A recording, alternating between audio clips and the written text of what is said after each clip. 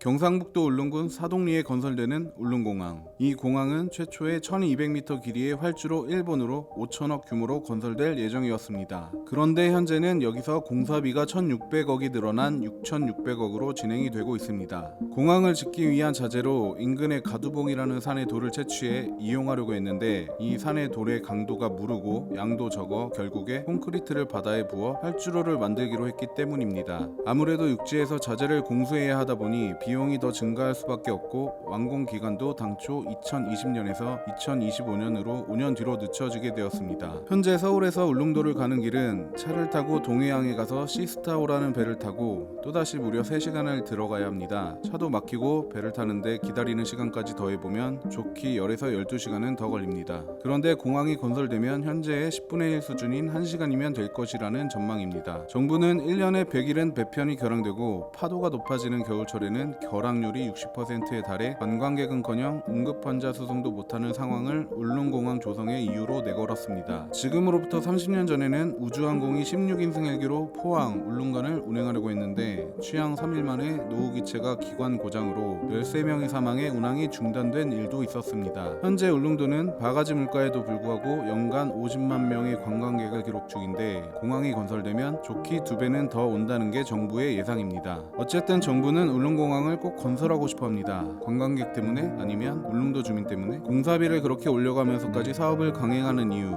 그것은 바로 울릉공항이 사실상의 항공모함과 다름없기 때문입니다. 예를 들어보겠습니다. 우리 땅 독도에 일본이나 러시아, 중국, 심지어는 북한 등이 얽히고 설켜 교전이 발생했다고 했을 때 현재 우리는 강릉 비행장, 포항 비행장에서 전투기가 뜹니다. 공군의 주력 전투기인 F-16 연료통 3개를 달고 가도 독도 상공에서 채 10분밖에 떠 있을 수 없습니다. 물론 천천히 연비를 계산하면서 간다면 채공 시간이 더 길어지긴 하겠지만 전쟁이 난 상황에서 어느 누가 연비를 따지면서 가겠습니까? 당연히 최고 속도로 가야겠죠. 반면에 일본에는 오키섬이라는 곳에 2000m짜리 활주로가 있습니다. 여기에서 독도까지 157km입니다. 우리나라에서 독도에 가장 가까운 포항 비행장은 258km, 강릉 비행장은 거의 300km입니다. 두 비행장 모두 오키섬에서 독도까지의 거리보다 약 100에서 150km나 떨어져 있습니다. 그런데 울릉도와 독도는 87km에 불과합니다. 오키 비행장의 절반 거리밖에 안 됩니다. 그런데 여기에 문제가 있습니다. 울릉공항의 활주로 길이가 1200m에 불과하다는 것입니다. 현재 대한민국의 주력 전투기는 F-15K, F-16입니다. 이제 퇴물이 되어가는 F-4 팬텀은 물론 차세대 전투기 F-35도 주력입니다. 이 전투기들이 이착륙을 하기 위해서는 최소 1500m의 활주로가 필요합니다. 300m가 부족합니다. 현재 계산으로는 F-5, KA-1 정도나 울릉공항에서 이착륙이 가능합니다.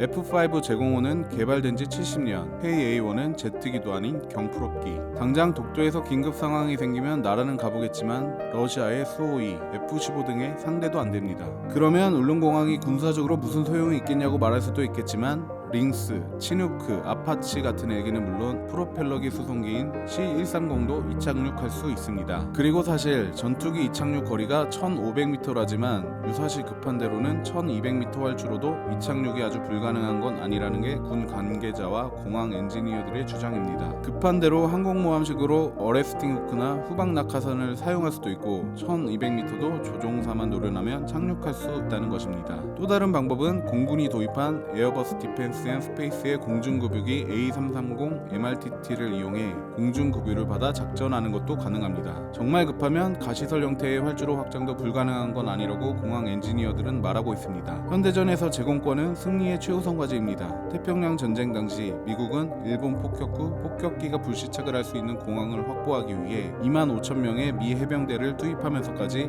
이오지마 섬을 점령했습니다.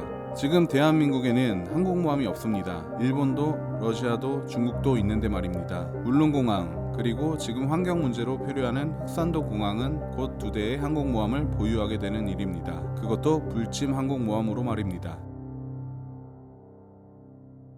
재미있었다면 구독과 좋아요, 재미없었다면 싫어요를 눌러주세요.